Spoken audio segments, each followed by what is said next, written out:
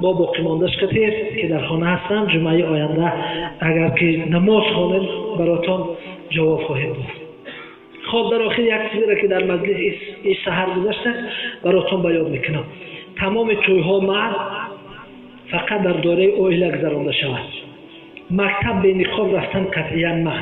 سیوم زمین‌های نقد خانگی در حتما نظارت کرده شود از طرف جماعت و از طرف حکومت دولتی که در چه حالت قرار دارد، یعنی که به حالت سانیتری جوابگوان یا نیستن زمین‌های حولی مردم با گرد اطراف خانه‌دارشون.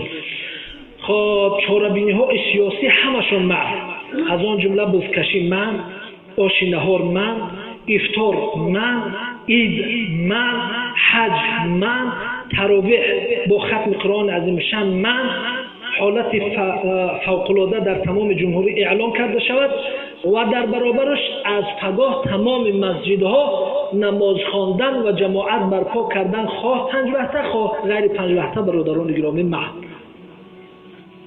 انا برادران گرامی چه خداوند محروم میگردونه. به قدر اینه رسیدی نماز بریا خوندی در مسجد ساعت 2 آمدی انا که برد خانت خوره نه جمعه خوندی نه جماعات فقط مردم ازت کردی برد خانت خوره. پروردگار رو به درگاه بی‌نیاز دارم. خداوند در این ماه رمضان در ماه گذشته کسانی بودن که در تراویح نبودن، گفتن ماه سال آینده میخوانیمش. یک قسمتش مرد رفت، قسمت دیگرش زنده راه که این سال تراویح دیگر در خوابش میبینه در مسجد. کسانی از ختم‌ها گرفتن در سالهای گذشته، گفتن این ختم‌ها درازه، برادر که برکتی زنت کدام سوره را میخوانی خواندن بگی دخونه. پروردگار رو محروم نگردان مندگان رو از خانه خدا. خداوند دو تمام بیماری ها و مشکلات رو از بین مردم برداشته بگردان. مسلمان ها رو از دیدار هم دیگر پروردگار رو ناامید نگردان. مسافرها رو ساق سلامت با تن صحت که امروز دیگر پدر و مادر اونها در فکر مال اونها هست نه در فکر پول اونها هست، فقط سلامتی فرزندها میخواهد. پروردگار رو ساق سلامت برگردان.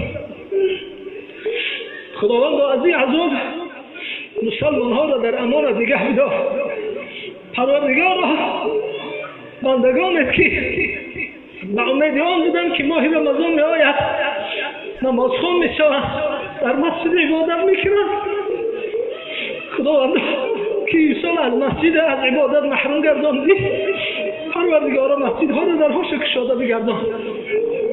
و خداوند این وطن ما را از تمام این بیماری ها و از این امراض هایی که رسول الله صلی الله علیه و سلم در دعاشون گفته بودن اللهم انی اعوذ بک، پروردگار به تو پناه میبرم از درد و رنج هایی که توابت نمییابند. خداوند را نگهبان باش. پروردگار با امید قاری ها را یک ماه پیش تلفن کردیم و اونها را خبردار کردیم که چیارگی خوبی نیم سال در مسجد ها ختم میگذاریم. پروردگار از این امید ما کردیم. تو احتیاج به عبادتی ما نداری، ما احتیاج به عبادتی تو داریم.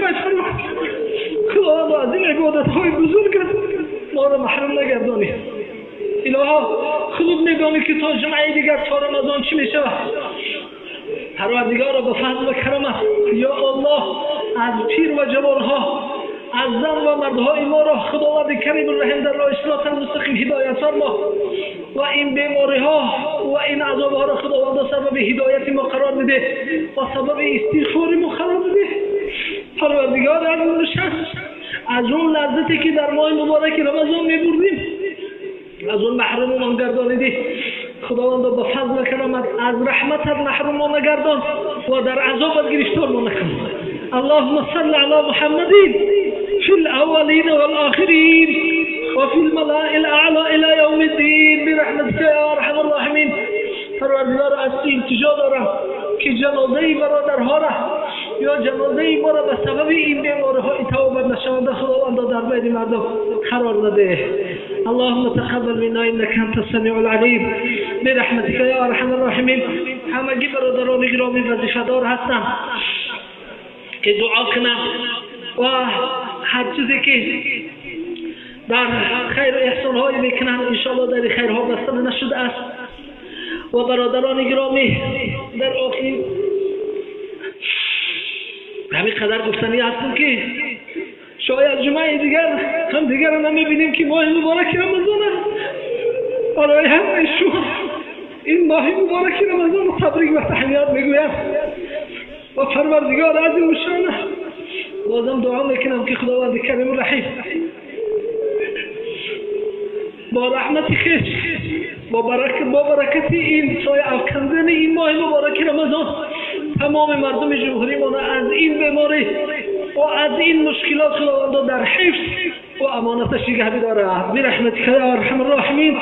السلام علیکم و رحمت الله و برکاته.